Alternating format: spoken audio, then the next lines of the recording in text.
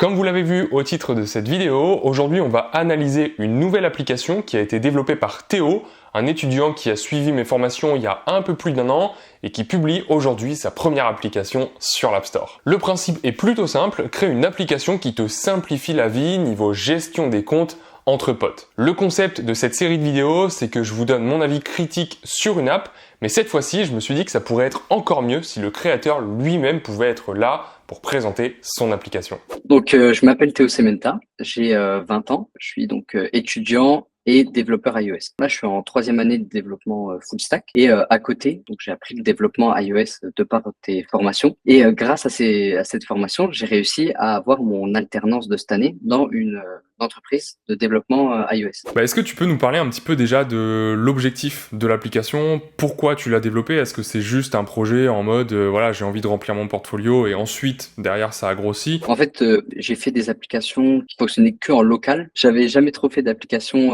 en ligne avec une connexion d'utilisateur, etc. Et en fait, avec 2 potes, on s'est chauffé à faire cette application-là. C'est un ami, donc moi je suis le développeur iOS sur cette appli. Il y a un développeur back-end et un designer. C'est lui justement qui a eu l'idée. Il utilise en fait TreeCount et sur TreeCount, enfin c'est le design, il est vraiment horrible quoi. L'application elle a 12 ans et il n'y a pas eu de mise à jour d'UI jusqu'il y a une semaine exactement. Donc nous on s'est dit qu'il y avait peut-être quelque chose à faire. De plus, quand tu regardes les reviews sur l'App Store, on voit tous les il y a beaucoup de commentaires qui se plaignent de l'application. Il y a plein de choses qui vont pas, etc. Donc on s'est dit ça pourrait être cool d'essayer de faire une alternative et puis on verra ce que ça donne. Et du coup, donc là, l'objectif de cette application, c'est vraiment de créer un concurrent à TreeCount, ou est-ce que vous avez remarqué des features à rajouter en plus, enfin des problèmes qui sont dans l'application TreeCount et que vous voulez justement contrer? Donc nous, le but, c'est à la base de s'amuser et puis de faire un petit projet comme ça.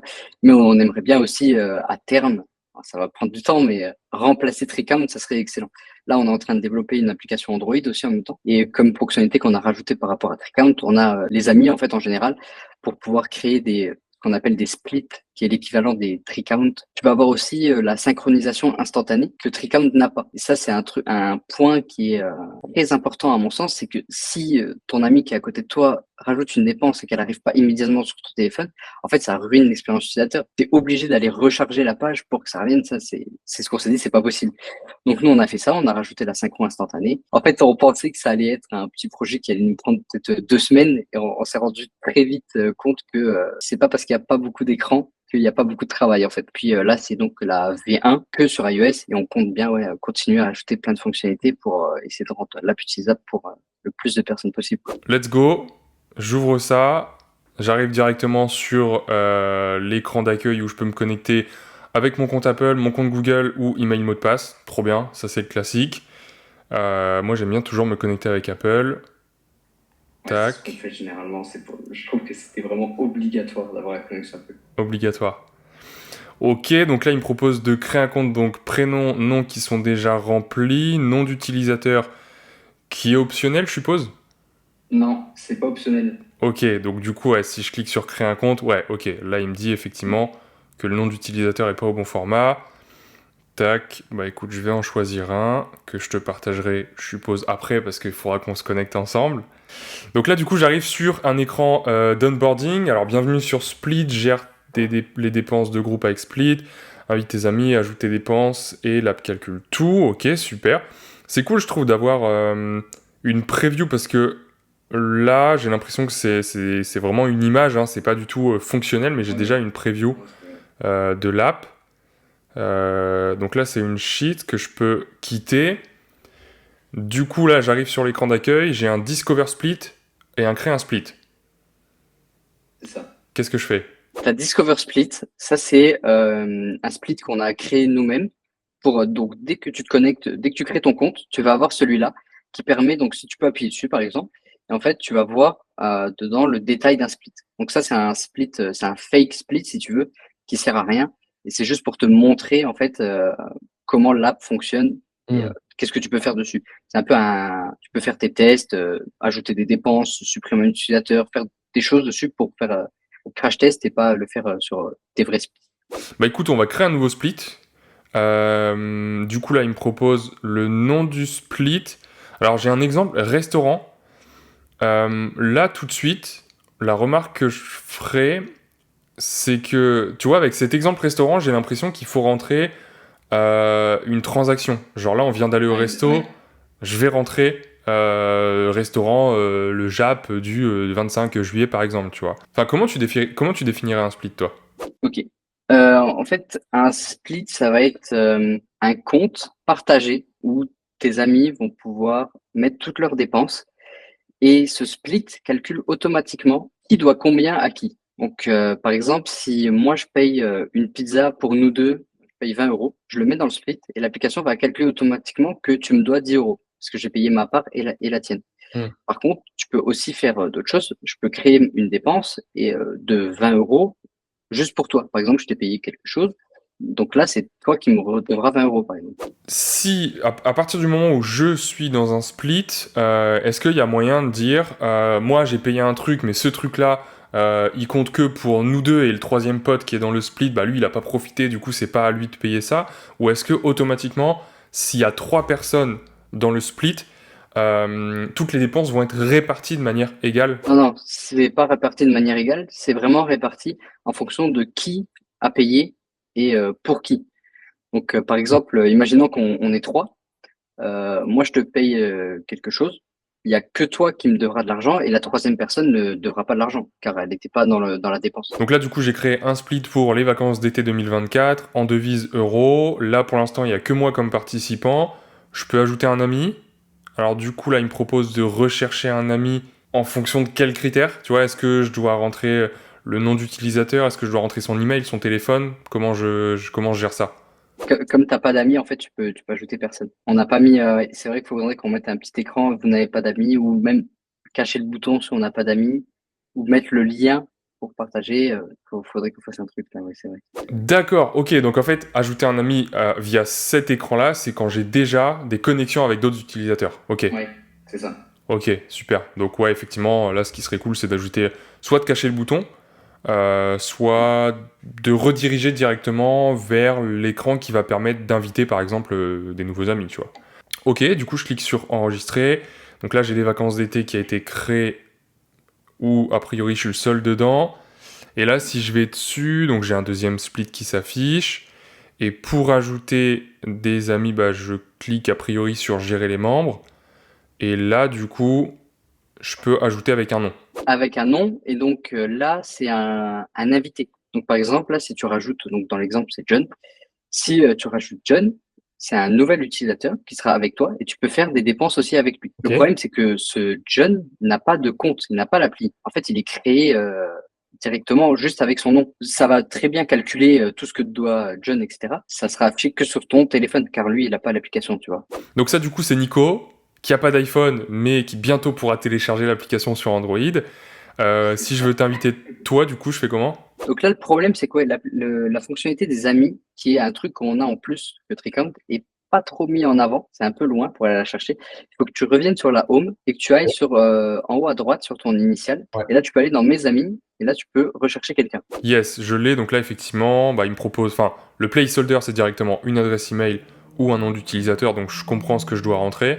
Tu peux rentrer juste Théo et tu fais envoyer. Normalement, c'est bon. Je vais le recevoir. Un petit feedback là-dessus, ce qui peut être intéressant. Alors, deux choses. Quand tu rentres un nom d'utilisateur dans le champ de texte, ce serait peut-être intéressant d'avoir un feedback en fait sur ce que je suis en train d'écrire. Je sais que ça c'est problématique parce que si tu commences à rentrer une adresse mail de quelqu'un, tu peux pas dire si oui ou non cette personne existe parce que à tout moment bah ça pose des problèmes de sécurité. Donc ça effectivement c'est pas ouf, mais peut-être que il faudrait réfléchir à quelque chose qui permette en fait de dire si oui ou non bah l'utilisateur avec son nom d'utilisateur existe ou pas, confirmer en fait que bah j'ai pas fait de typo ou alors que le nom d'utilisateur il a bien été Là, comme tu as envoyé un utilisateur qui existait, ça s'est envoyé. Si tu envoies un utilisateur qui n'existe pas, tu auras un message d'erreur. Et du coup, donc là, je comprends effectivement qu'il y a Nico que je peux retirer et toi, je peux t'ajouter. Donc là, je vais cliquer sur ajouter. Et tout de suite, là, ce que je vois, c'est que tu as été ajouté au split. Donc il n'y a pas d'histoire de confirmation. Toi, je te demande pas ton avis. Si je t'ajoute,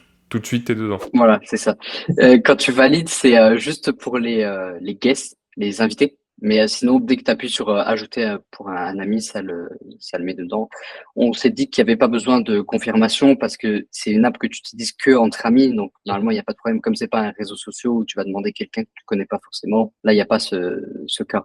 Ouais, c'est ça, la validation a déjà été faite quand tu m'as accepté. Ouais, ça par contre, déjà, il y a un truc qu'on peut noter et qui est assez cool, et ce qui pêche souvent quand on développe ses premières applications comme ça, c'est que l'interface se met à jour automatiquement.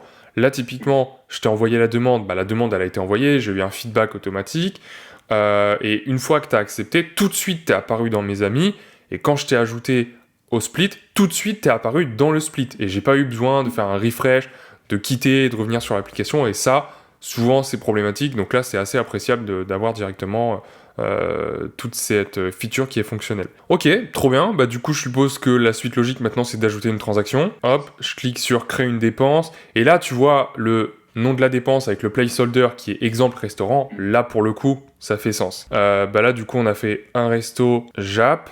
On va dire qu'on était 3, donc en général, bon bah 3, on va dire qu'on en a eu au moins pour 75 balles. Je peux aussi ajouter une pièce jointe, donc avec une photo. Alors tac, bah imaginons que j'ajoute ce document-là. Alors pour qui? Ah, ça c'est cool. Et là, je vois effectivement que bah pour qui est cette dépense? Pour nous 3. Clique sur l'une des personnes, bah voilà, on peut sélectionner ou désélectionner. Ça, c'est stylé, ça. Quand je clique sur Nico, par exemple, parce qu'il a pas mangé avec nous, il y a cette petite animation qui est très sympa, et tout de suite, ça recalcule le montant. Et je suppose que pour le mode avancé, je vais pouvoir faire certains réglages. Ah ouais. Donc là, en fait, quand tu passes en mode avancé, il n'y a plus cette notion de montant. Ça va être plutôt qui a payé combien et à la fin, tu as le montant total. C'est pas ce que font Tricount. Eux, ils mettent le montant total. Donc, par exemple, tu avais mis 75 et ils permettent aussi de mettre qui a payé combien, donc avec ce mode avancé. Ce qui veut dire que donc dans le mode avancé, tu peux dire que là, Théo a payé 10 euros, Quentin a payé 10 euros et Nico a payé 10 euros. Donc ça fait 30 euros, sauf que le total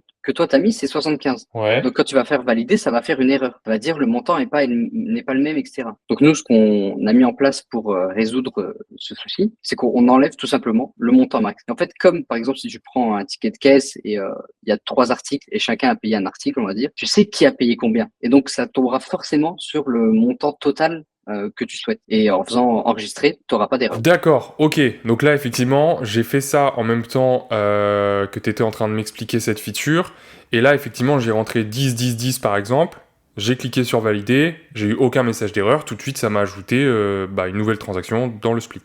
Ok, donc là, du coup, on vient d'ajouter un nouveau split. Bah, si par exemple, toi, tu viens de faire une dépense, vas-y, essaye d'ajouter un split Ouais. rapidement. On a été prendre un petit italien, on va dire c'était 20 euros par personne, alors 40 euros, et Nico, il n'était pas là, par exemple. Je mets pas de photo, là je fais enregistrer, et là ça se met à jour automatiquement. Yes, donc là, effectivement, je vois la nouvelle transaction payée par Théo. Ah, et effectivement, ouais, par rapport à tout à l'heure, donc là, j'ai pas la photo. Est-ce que moi, par exemple, je peux modifier? A priori, moi, j'ai la main sur ta dépense. Oui, c'est normal, c'est parce que c'est toi le owner. Donc nous, on s'est dit que celui à qui appartient le split pourrait tout faire. Celui qui est owner du split, il peut normalement tout faire sur n'importe quelle dépense, sur n'importe, il peut faire tout ce qu'il veut. Ok. Le problème de ça, c'est qu'on s'est dit, en fait, à la base, on voulait que si l'owner modifie la dépense de quelqu'un d'autre, on voulait quand même que ça soit notifié. C'est pas que le gars supprime, enfin modifie le montant et qu'après les potes se plaignent ou quoi. Mais on s'est dit, bon, normalement, c'est entre amis, il devrait pas avoir ce genre de problème, donc on n'a pas ajouté de message comme quoi ça a été modifié ou quoi par quelqu'un. Ouais, bah après, c'est vrai qu'il y a aussi des questions de priorisation, et ça, je pense que typiquement, c'est un bon exemple de quelque chose qui est intéressant à ajouter dans l'application, mais qui est absolument pas une nécessité et une priorité pour l'instant. Ok, donc là, effectivement, je vois bien qu'on a été que 2 au resto. Donc maintenant, Nico doit 10 euros à Théo, et je suppose que c'est tout, parce que moi, je t'avais payé 10 euros, et du coup, à mon avis, ça s'annule, et on est bon. Exactement. Si tu refais le calcul, les dettes, en fait, elles s'annulent. Et donc, c'est fait pour optimiser, pour avoir le moins de dépenses possible, etc. Et ce qui fait que maintenant, Nico me doit 10 euros à moi et c'est tout. Et du coup, donc imaginons que là, on est à la fin des vacances. Les vacances d'été 2024 sont déjà terminées. Est-ce que pour l'instant, il y a déjà des features qui sont prévues pour rembourser quelqu'un ou voilà, pour essayer justement d'annuler toutes ces dettes ou pas encore? Ouais, on peut le faire carrément. Si tu appuies sur la petite main, le bouton noir là avec la petite main, tu peux faire, rembourser. Donc là, pourquoi tu peux faire rembourser? Donc en fait là, Nico, comme, je te l'ai dit, c'est un invité. Donc lui, il peut pas lui-même rembourser son truc, vu qu'il a pas l'application. Le owner, normalement, peut rembourser, peut dire comme quoi c'est remboursé. On s'est arrangé, voilà, Nico m'a donné, mes 10 €. Tu peux appuyer sur rembourser et appuyer sur rembourser en bas. Ok, donc là effectivement j'ai pas encore appuyé sur rembourser. Là tout de suite je me dis, bah Nico, je vais pas rembourser à sa place parce que c'est justement le principe de l'application, c'est que chacun paye sa Oui. part. Donc là, petit feedback, je pense que ce qui peut être intéressant, c'est d'ajouter une indication comme quoi Nico, qui est un invité, ne peut pas rembourser directement, et au lieu de créer un appel à l'action qui est remboursé, peut-être écrire Indiqué ou un truc comme indiqué ça. comme remboursé, tu vois. Donc là, je viens de valider. Demande de remboursement, c'est good. Ah, je vois la petite transaction, plus 10 € en vert, donc ça, c'est cool. Donc j'ai au final toutes les transactions des vacances. Et si je reviens sur le split, et ben en fait, j'ai plus cette petite pop-up tout en haut parce que je suppose que tout est Il bon. y a plus de dette. Ce qui pourrait être cool, c'est de laisser cette petite fenêtre tout en haut où tu indiques les différents remboursements possibles, mais mettre un petit truc en mode aucun remboursement ou une petite animation, Ok, tu sais, un petit gif, enfin même pas un gif, mais voilà, un petit dessin assez stylé en mode tout va bien les gars, c'est la fin des vacances, tout est ok pour tout le monde, et ce qui ajoute peut-être une petite satisfaction supplémentaire et qui repousse justement à l'utilisation de l'application. Donc là, tu as fait, le test en remboursant, un invité. Donc c'est pas le même comportement si tu devais me rembourser moi. Et donc là, j'ai pris voilà, pour moi et pour toi. Je fais enregistrer et Moi, si je tu dois vas sur la main, normalement, tu vas pouvoir me rembourser. Ok, donc là effectivement, moi je te dois 20 €, donc je clique sur rembourser. Il m'indique que je dois 20 € à Théo, je clique sur rembourser, ok, et là je clique sur suivant. J'ai deux options, PayPal, IBAN, les deux sont fonctionnels. Les 2 sont fonctionnels. Donc là, mon PayPal à moi, fonctionne. C'est-à-dire que si tu vas appuyer sur, PayPal et que tu as PayPal, ça va t'ouvrir PayPal avec la demande d'envoyer de l'argent au bon nom d'utilisateur et cetera. Tu as juste à faire envoyer et ça envoie la somme du remboursement et l'IBAN, ce qui fait, nous, on peut pas ouvrir une application de banque. Ça va simplement copier l'IBAN que moi j'ai rentré. Donc Ok. ça, l'IBAN et PayPal, c'est toi qui le configures sur ton compte. En dessous de la section Mes amis, tu as Mes infos de remboursement qui Hmm. permet ici donc de mettre ton username PayPal et ton IBAN. Donc là, pour l'instant, tu as juste PayPal IBAN, mais après, on va rajouter d'autres choses comme Paylib ou d'autres moyens de paiement quoi, pour essayer de faciliter le truc. Ok, donc effectivement il faut faire deux actions, rembourser via Ouais. PayPal par exemple et indiquer comme remboursé, parce que je suppose que vous n'avez pas encore accès aux transactions de PayPal ou encore moins aux transactions bancaires. Transaction bancaire, je pense pas que ça serait trop. Mais PayPal, pareil. En fait, ce qu'on voulait faire, nous, c'est que s'il y a une des deux actions, enfin, s'il y a l'action PayPal, on voulait pas se porter garant comme quoi c'est bon, c'est remboursé. Que le mec appuie sur le bouton PayPal, qu'au final, il voit la demande, je sais pas, il l'oublie, il ferme son téléphone, il revient sur son app et ça a été marqué comme remboursé alors qu'il a pas remboursé. Ok, trop bien. Bah écoute, c'est hyper intéressant. Est-ce que vous avez un système de feedback? Alors, j'ai vu il y a à peu près 5 minutes là que quand je suis retourné sur l'écran d'accueil, on m'a proposé de mettre une review sur l'App Store. Est-ce que, à part ça, vous avez un moyen de vous contacter? Là, par exemple, je suis utilisateur, j'ai pas le co-founder en visio avec moi, je constate un bug. Qu'est-ce que je fais? Est-ce qu'il y a moyen de vous envoyer un report ou quelque chose comme ça? Ouais, tu peux aller donc sur ton profil. Enfin, en fait, c'est les réglages un petit peu. Et dessus, tu peux contacter directement par ici. Pour l'instant, il y a que ça. Après, moi, j'aimerais bien pouvoir mettre à dispo des formulaires où tu vas pouvoir, par exemple, proposer une fonctionnalité si c'est une fonctionnalité ou dire que tu as rencontré un bug, nous le décrire, etc.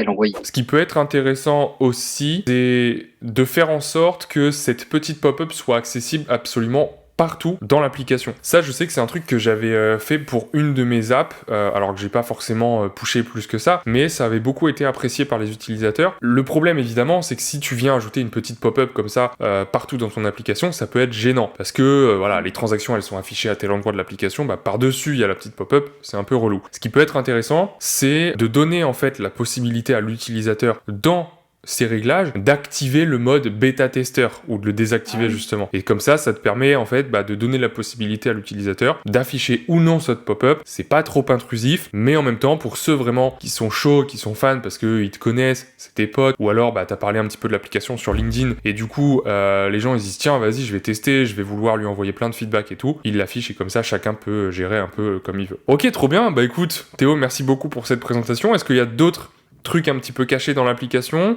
ou est-ce qu'il y a d'autres features comme ça qui sont prévues pour bientôt? Voilà, parle-nous un petit peu de la suite. Pour l'instant, le truc le plus important, ça va être la version Android. Là, on est là-dessus. C'est le truc le plus important pour l'instant. Pour les prochaines fonctionnalités, je t'avoue que là, on n'y a pas trop pensé encore. On est vraiment full sur Android. On a aussi le designer qui est en train de nous faire un petit dark mode parce que Ok. le light mode, c'est sympa, mais ça fait mal aux yeux au bout d'un moment. Donc on est là-dessus, on est même un peu sur si tu veux, une V1.1 niveau design. Il veut aussi refaire pas mal de choses. Pour les fonctionnalités, en fait, on attend aussi des retours pour savoir s'il manque des choses ou si on est déjà pas mal. Moi, je trouve qu'on est pas mal, mais après, s'il faut rajouter, on rajoute, il n'y a pas de souci. On va surtout en fait attendre cet été pour que j'ai justement des retours de potes qui vont l'utiliser réellement et dans des conditions réelles pour voir ce que ça donne. Et après cet été, donc vers début septembre, je pense que c'est là où on va commencer à ajouter des fonctionnalités s'il en manque. Ok, et justement, vous en êtes où en termes d'acquisition utilisateur? C'est quoi un petit peu les chiffres? Et quelles sont vos stratégies pour aller chercher des nouveaux users? Alors, moi, je suis développeur. C'est pas On mon n'a pas, problème. voilà, on n'a pas trop de stratégie. Comme je t'avais dit au début, on fait ça pour se marrer, quoi. Puis on verra où ça nous emmène. Est-ce que vous avez pensé au format qui marche bien en ce moment et que je fais aussi de temps en temps sur mon compte, qui est tout simplement de documenter le développement de l'application? Et ça, c'est un truc qui marche énormément et que Abi, notamment un logiciel de compta, a fait. Alors, je parle de cet exemple parce que voilà, j'ai été faire un tournage chez eux la semaine dernière et je trouve que leur stratégie est hyper intéressante. Et en fait, tout simplement, documenter le développement de l'application.